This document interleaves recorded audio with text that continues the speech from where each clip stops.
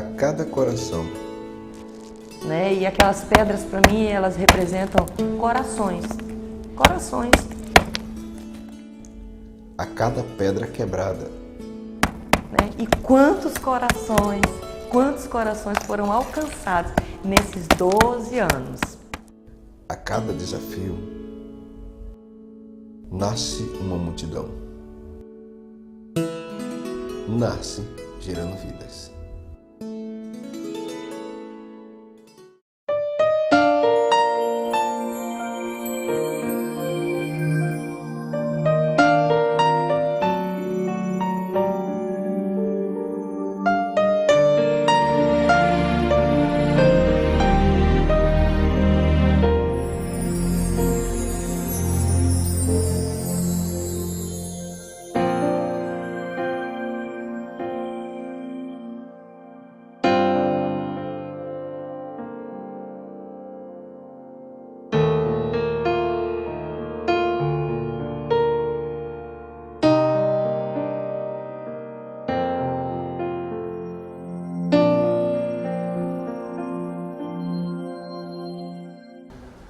Como se deu o nosso chamado?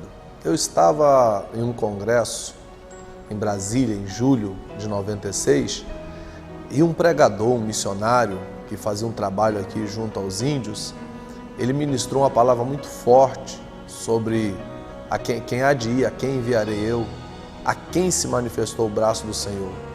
E naquela tarde, já logo depois da manhã, que foi numa viração, Deus falou muito ao meu coração. Deus me disse naquele dia que ia me tirar do Rio de Janeiro, que estaria me levando para uma terra distante e longínqua. Olha, meu bem, Deus me falou que vai me tirar do Rio, vai nos tirar do Rio, nós vamos sair. E ela me perguntou, e para onde nós vamos? Eu falei assim, eu não sei ainda. E aí ele chegou em casa e falou comigo, eu disse, nós vamos sim. E aí ele só fez vir na frente, né, 13 dias antes, e depois eu viria. E eu estava disposto a ir pregar em qualquer lugar onde Deus mandasse. Com um mês dessa palavra, me chamaram para vir para o Amazonas, para Manaus. A gente teve que largar tudo para trás. Algumas pessoas, assim, com pouco conhecimento da realidade de vir para Manaus, disse para nós que a gente não podia trazer nada, que a gente tinha que vir com a roupa do corpo. Então teve momentos assim que marcaram muito a gente. Eu tive que desfazer das coisas, né, e dos móveis e tal. E dos móveis não foi tão difícil desfazer. Mas uma cena que marcou muito meu coração de mãe, foi quando a Estela e a Bia viam as criancinhas da vizinhança levando os brinquedos dela, as bonecas grandes. Então a Bia chorava, porque eu dizia assim, minha filha não pode levar. Foi um momento difícil, né?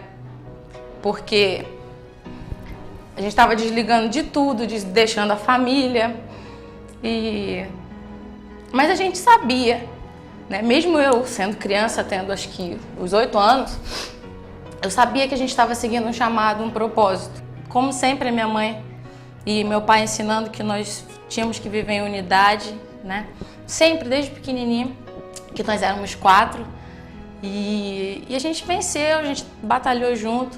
E assim, as lembranças daqui, dessa época, são lembranças um pouco difíceis, né? Mas a gente teve aqui, eu tive o apoio, o abraço das obreiras, que elas...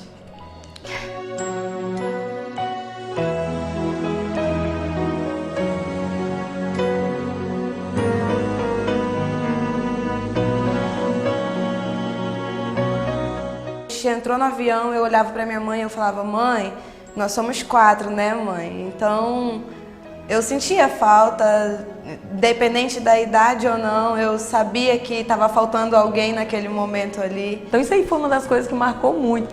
Então assim, de certa forma, as minhas filhas também, muito novinhas, já tinham uma história para contar de renúncia, de abrir mão daquilo que era importante para ela. E quando eu cheguei aqui, eu esperava encontrar uma cidade muito pequena, de terra de chão batido, porque a gente não tem as informações corretas de Manaus quando estamos fora daqui.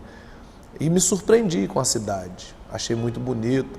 fui pego no aeroporto e os irmãos foram conversando comigo e eu estava ansioso para conhecer a igreja. Na época, muito mais difícil, muito perigosa, a Compensa era a área vermelha, por causa da criminalidade, mas a gente começou a pastorear ali e no meio de toda essa dificuldade eu falei, vamos construir uma igreja. É uma cena que eu nunca vou esquecer, do meu pai chegando em casa, muito cansado, e com as mãos toda ferida, de quebrar pedra, sozinho. E eu criança, a gente não podia ajudar muito, 3 mulheres, mas aquilo ali foi só o início para que tudo que nós temos hoje, para que o ministério que nós temos hoje acontecesse. Era necessário. E aquelas pedras, para mim, elas representam corações. Corações, né? E quantos corações foram alcançados nesses 12 anos. Deus realmente me forjou para uma nova vida, para um novo tempo. Foi um momento muito difícil, mas muito engraçado. Chegou dias que o saudoso Valentim, eu gosto de fazer menção a ele porque foi um parceiro, foi um amigo que Deus já o tomou para si. Eu perguntava para Valentim, o que nós vamos comer hoje? Aí ele dizia assim, jaraqui frito. Aí no outro dia, e hoje? Hoje é jaraqui cozido. Aí hoje é jaraqui assado, porque o jaraqui estava muito barato. E eu falei para eles, Valentim, eu já estou criando a escama nas costas. E a gente ria, a gente achava graça e a gente construía a igreja. Falar de Gerando Vidas é falar de uma grande família. E já pastoreei muitas igrejas, conheci outros povos, hoje conheço muitos ministérios no Brasil, muitos amigos, mas quando olho para essa igreja que nasceu há 12 anos, eu vejo uma grande família, uma igreja muito linda, muito apaixonante. Dizem que a igreja tem a cara do pastor, então é por isso que ela deve ser bonita desse jeito. Mas, brincadeira à parte, é um povo muito carinhoso, muito amável. Nós nascemos por um decreto de Deus. Não nascemos da vontade do homem, da vontade da carne, pois Deus sabe que nunca foi o meu interesse, nunca esteve no meu coração ser presidente de um ministério. Sempre amei servir, sempre amei fazer a vontade de Deus. Então, em agosto de 2000, nasceu Gerando Vidas. Foi um período turbulento, com muitos poucos recursos, tanto financeiros como recursos pessoais, recursos de mão de obra, recursos de obreiros. E nós passamos muitas tribulações, muitas lutas, perseguições, fomos provados no fogo. Mas Deus nos deu vitória. Quando Deus nos chamou para fundar um ministério, para mim, particularmente, foi muito assustador, por causa da tamanha responsabilidade que seria. A gente tinha ideia da responsabilidade. E a gente sempre teve muito medo desse negócio, muito medo a ideia de, será que eu estou errado? Será que a gente pode fundar um ministério? Então isso me assustou um pouco. Mas eu tinha segurança no Canuto, porque ele sempre teve um testemunho de intimidade com Deus. E eu sou testemunha do quanto o Canuto honra uma liderança. Então ele não sairia debaixo de rebelião. Então não era a chamada mesmo. Para o Canuto tomar uma decisão dessa, ele estava mesmo ouvindo a voz de Deus. E quando chegou em 2005, foi quando nós mergulhamos na visão. Depois de um congresso em Porto Seguro, eu mergulhei de cabeça na visão mesmo. Entramos debaixo do discipulado, de cobertura de nosso apóstolo Renê e Marita Terra Nova, e daí desatou a gente. Nós fomos o primeiro Fruto Fiel, 2005, com aproximadamente 200 pessoas, não mais que isso, e nós temos sido medidos a cada Fruto Fiel de junho, que nós nos reunimos hoje no Sambódromo, Centro de Convenções aqui em Manaus. A escolha dos 12 foi também assim um marco no nosso ministério. Você, meu 12, você que hoje faz parte da minha equipe, sabe que você foi escolhido pelo seu coração. Nós não escolhemos os 12 por qualidade, por capacitação, nem teológica, nem intelectual. Não, eles foram escolhidos pelo coração de honra. Lembrar de um momento assim muito importante, eu penso que foi em 2005, a nossa decisão de entrar na visão.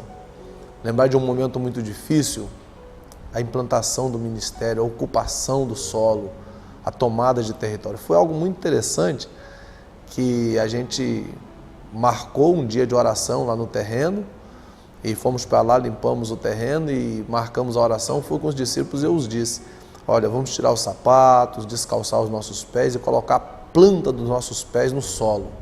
E nós vamos orar e vamos marchar, porque a Bíblia diz que onde colocar a planta do nosso pé, Deus deu para nós. E começamos a orar ali, e eu vi que o pessoal estava orando muito fervoroso e marchando firme, como eu nunca os via orado antes, marchando daquele jeito. E quando eu percebia, porque nós estávamos em cima de um formigueiro, de uma formiga aqui chamada jictaia, que é uma formiga de fogo que dói muito, arde muito. Quando elas começaram a me ferrar, foi que eu vi que todos os discípulos estavam ali marchando com muito fervor, mas na verdade era por causa da formiga. Eu acho que Deus nos deu o formigueiro para nos dar mais fervor, mas assim nasceu. Lançamos a pedra fundamental e começamos ali uma tenda, tenda difícil. Quem é dessa época lembra que a tenda foi inaugurada no domingo e na segunda-feira deu um vendaval, parecia que o céu estava desabando e a tenda voou, destruiu tudo, rasgou a tenda, os ferros ficaram retorcidos. Deu vontade de chorar, mas a gente enxugou as lágrimas, pegou aquela lona, levamos para o ginásio aqui perto, começamos a colar, arrumamos soldador para soldar de novo a tenda e ela funcionou de novo. Não durou nem um mês, ela voou outra vez. A gente amarrou novamente, colou e de repente veio outro vendaval, nós corremos para a igreja para segurar a tenda e os obreiros, os discípulos seguravam do lado, o vento dava. Eu me lembro de um discípulo muito antigo, muito amado, o Valentim, nosso saudoso Valentim, que o vento dava e levantava ele com as pernas e tudo, e ele não largava a tenda de jeito nenhum. Olhar hoje o fruto fiel, o crescimento dos discípulos. Eu sei que a gente ainda está longe daquilo que nós sonhamos. Eu sei que ainda tem muita estrada a percorrer, muito crescimento espiritual, muita coisa a ser acertada. A gente errou, a gente acertou, mas cada erro, cada acerto valeu a pena. Esse aniversário é todo seu. Parabéns, você merece tudo que você está vivendo hoje. Deus abençoe sua vida. 12 anos gerando vidas. E o que eu tenho a dizer para você é que tem valido a pena e valerá sempre. Amo vocês, discípulos que hoje são amigos. Amo você, gerando vidas. Espero ficar do seu lado até Jesus voltar.